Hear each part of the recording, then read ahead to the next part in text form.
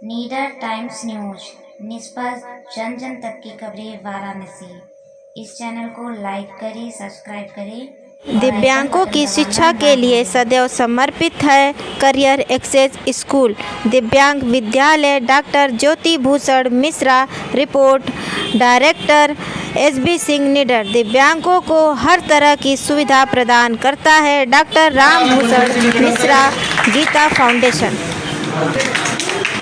खचाखच कवि साहित्यकारों और कवित्री बहनों से भरा हुआ है और मंच की विद्वता या शोभामान है कि वह देख रही है कि हमारे इस सभागार में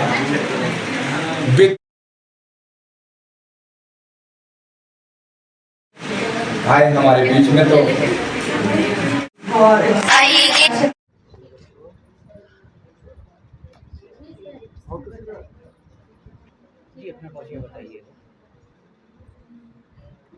मैं अवधेश कुमार पाठक, पूर्व ब्लॉक प्रमुख चिरई गांव वाराणसी, और इस कार्यक्रम राष्ट्रीय शिक्षा नीति 2020 परिचर्चा के कार्यक्रम में हम लोग यहाँ पर उपस्थित हैं।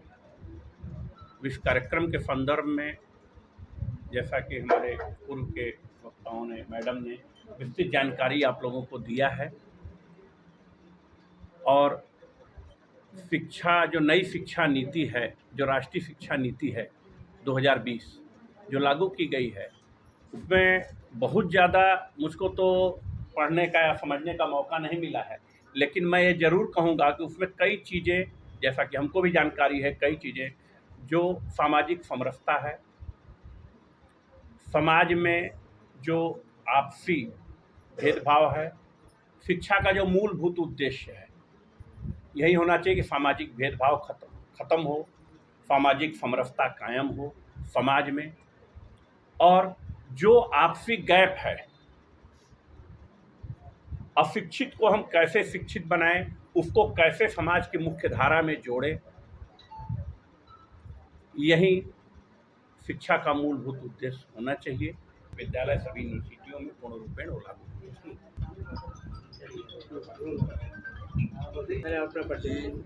मैं ज्योति भूषण मिश्रा, डॉक्टर राममूर्ति प्रसाद मिश्रा ट्रेनिंग इंस्टीट्यूट के निदेशक के रूप में अभी कार्यरत हूँ। ये जो जैसा कि आज का प्रोग्राम है राष्ट्रीय शिक्षा नीति, और यह कार्यक्रम भारतीय पुनर्वास परिषद के द्वारा किया जा रहा है, और जो विशेष दिव्यांगजन के रूप में जो सेवा कर रहे हैं ऐसे शिक्षकों की विशेष ट्रेनिंग के रूप में, और इस विषय में मूलभूत जानकारी और विशेष जानकारी हमारे पूर्व CDO साहब देंगे। मैं डॉक्टर DR विश्वकर्मा, रिटायर्ड जिला विकास अधिकारी। आज मैं मुख्य वक्ता के रूप में नई शिक्षा नीति 2020 लागू की गई है उसके संदर्भ में लोगों को मतलब ट्रेंड करूंगा। देखिए, नई शिक्षा नीति में बहुत बड़े बदलाव किए गए हैं कि 2040 तक जो है हम इस नई शिक्षा नीति के सारे विषयों को समाहित कर लेंगे। पहले आप सभी जानते थे कि 10+2 सिस्टम हुआ करता था, अब इसे बदल करके 5+3+3+4 का एक सिस्टम लागू किया जा रहा है। उसमें 5 का मतलब ये है कि हम 3 बरस तक प्राइमरी मतलब बच्चों को प्राइमरी एजुकेशन देंगे, आंगनवाड़ी केंद्रों में देंगे, बाल वाटिका में देंगे, और फिर पहली और दूसरी कक्षा ये मिला करके 5 बरस ये होगा।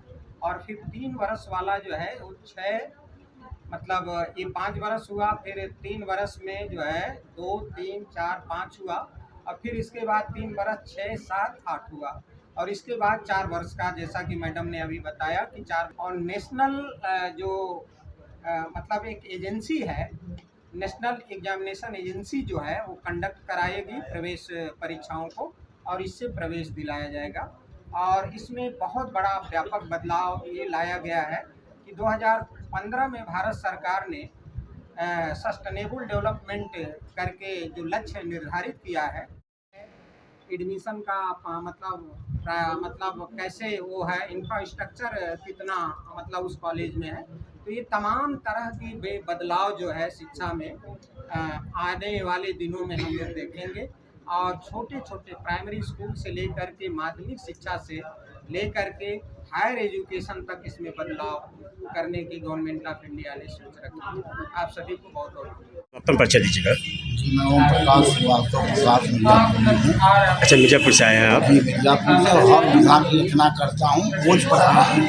अच्छा, जी और किस जगह पर आप आए हुए हैं, क्या बता सकते हैं? जी, आप कहाँ पर आए हुए हैं, बता सकते हैं? हाँ, स्याही प्रकाशन की तरफ से आमंत्रण था, उसमें आया हूँ। अच्छा, ये कभी सम्मेलन चल रहा है यहाँ पर? जी जी जी, तो क्या आप भी भाग लिए हैं क्या इसमें? जी जरूर, अच्छा, आमंत्रित हूँ। अच्छा, आमंत्रित हैं। जी, क्या कहना चाहते हैं यहाँ के लोगों को जो कभी सम्मेलन? स्याही प्रकाशन से आगे बढ़े, उन्नत करे। कवियों का समाधान, कविता लुप्त हो रही है ना, अच्छा, जो भोजपुरी के तमाम, उसको उजागर कर रहे हैं हाँ, आप? उसको उजागर कर रहे हैं, हिंदी भोजपुरी को विकसित कर रहे हैं कविता। अच्छा अच्छा, तो आपके साथ जो आए हुए हैं उनका क्या नाम है? उमेश चंद्र द्विवेदी जी, वो कहाँ के रहने वाले हैं? शेरवा के हूँ, दबंग चैनल पर उन्होंने कविता पाठ पढ़ा है जी। और हम आकाशवाणी दूरदर्शन में हूँ। अच्छा, और इसके अलावा मैं हर महीने फ्री में कब सम्मेलन करता हूँ, चाहे किसी गांव में। कविता गांव एक संस्था मेरी है, इसका मैं महामंत्री